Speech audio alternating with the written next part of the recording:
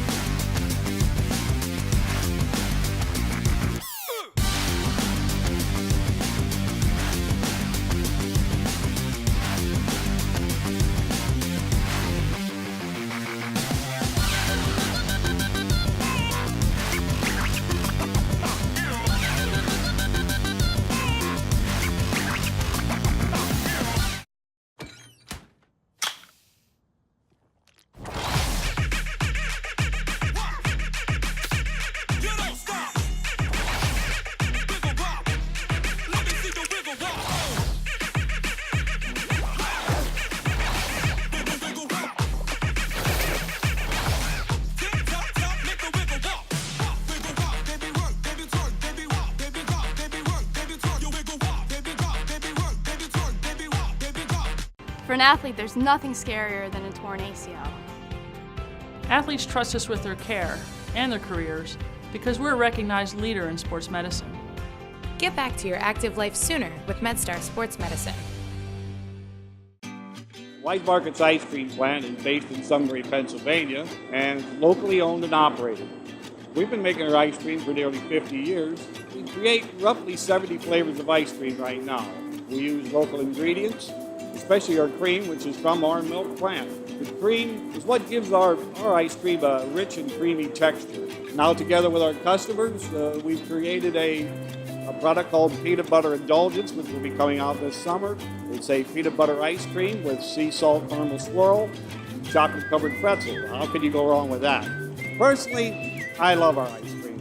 If you come to our house at any given time, you'll find at least 5 packets of ice cream in our freezer. Our kids grew up eating wise quality ice cream, and now we get to treat our grandchildren to it.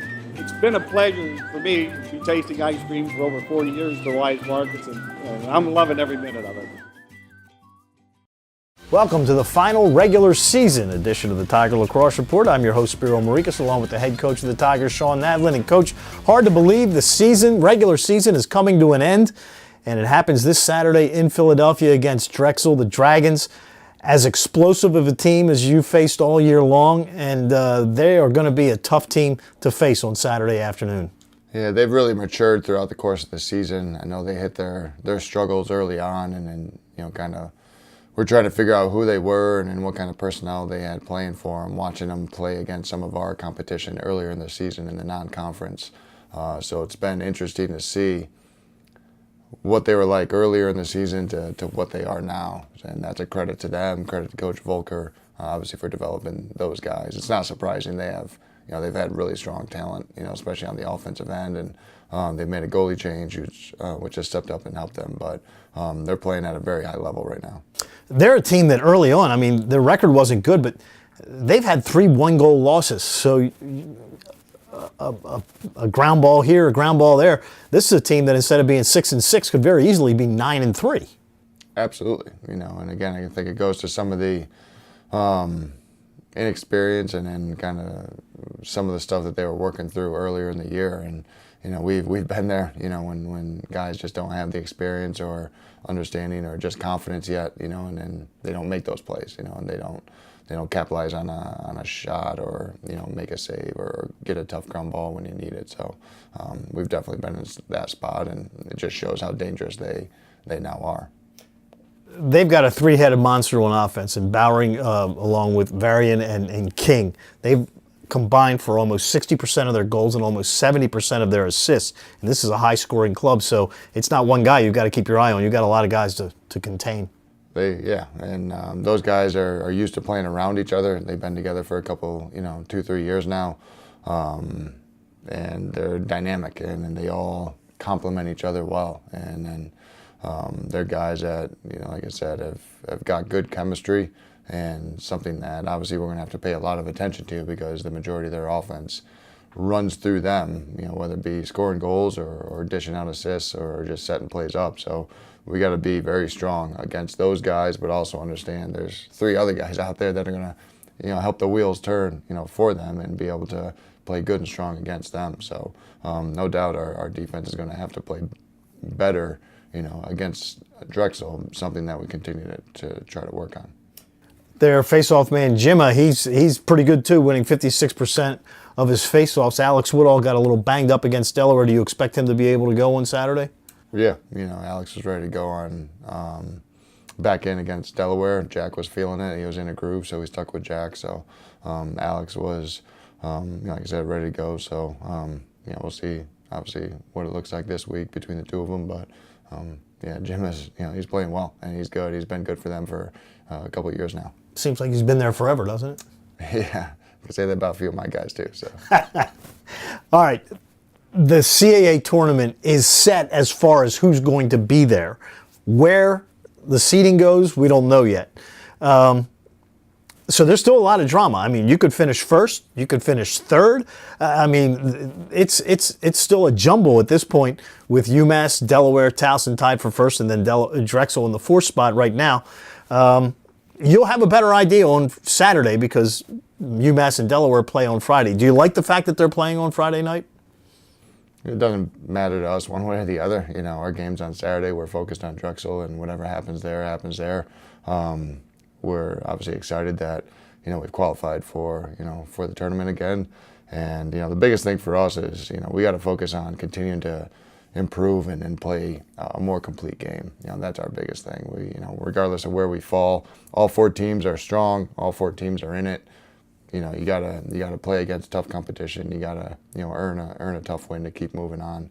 And once we get into what that looks like, we'll get focused in on that. But our biggest focus right now is Drexel, and even more so, how we need to play better and cleaner and be able to start stronger and finish stronger. At this point of the year, I mean, you've been practicing since January. How does practice change this late in the year as compared to what you're doing before the first or second game of the year? You're, in the beginning of the year, you're still installing some things. You're still tweaking maybe some personnel and figuring out who's going to be the guys for you, who's playing well, and then how you insert them into the lineup. So at this point in the season, you got a pretty good gauge on who those guys are and what they can do for you. Maybe a guy gets nicked up here and there, and you gotta rely on a guy that might not have as much experience or might not have played as much for you, as well as you have a good idea of what helps you be successful, and a lot of film on your opponents. So just trying to figure out the best game plan on how to attack your opponents, how you need to continue to sharpen what you're doing, continue to stay focused on the fundamentals and the discipline in which you perform those. But really trying to be as efficient as possible, make sure the guys are fresh mentally as well as physically during practice leading into, game day. Well, hopefully the Tigers will be very fresh when they take on the Dragons Saturday afternoon at noon. Glenn Smith and I will have the call for you starting at 11:45 on TowsonTigers.com. Now, we've learned Coach Nadelen likes steak, he likes the Chicago Bears, and he likes the New York Yankees.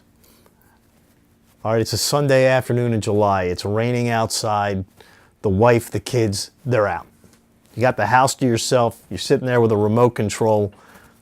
What movie do you find that you will never pass up watching? Even though you've seen it 100 times, you say, oh man, this is on, I gotta watch it. First off, that situation in July doesn't exist because we're going to be somewhere recruiting and we're going to be on the road somewhere. And, but if something like that did happen, Braveheart's my favorite movie of all time. I love Braveheart. I think it's a really well done movie. Just good acting, just good cinematography. I thought Mel Gibson did a terrific job in it, from directing it to starring in it, and it's just a great storyline, overall. So Braveheart's one that I definitely don't change the channel, when it comes on. That's a better answer than the Yankees. So that'll do it for this edition of the Tiger Lacrosse Report. For the head coach of the Tigers, Shawn Nadelen, I'm Spiro Morekas. Thanks for tuning in, and as always, go Tigers.